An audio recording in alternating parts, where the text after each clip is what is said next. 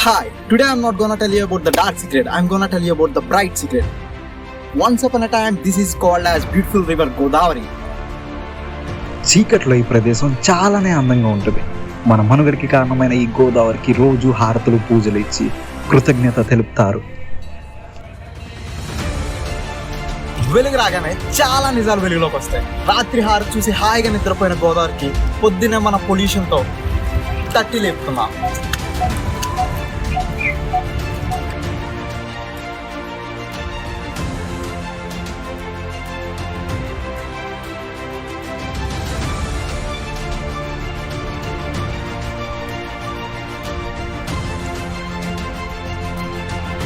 And now it has become Godavari.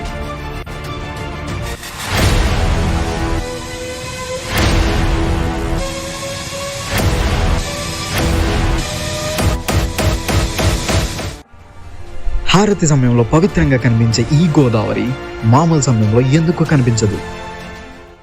పువ్వులతో పూజించాల్సిన ఈ గోదావరిని ప్లాస్టిక్తో పాడు చేస్తున్నాం. మన మనుగడికి కారణమైన ఈ గోదావరిని మనమే కాపాడుకోవాలి. అందరూ కలిసి పూజించినప్పుడు అందరూ కలిసి ప్లాస్టిక్ని నివారించలేమా?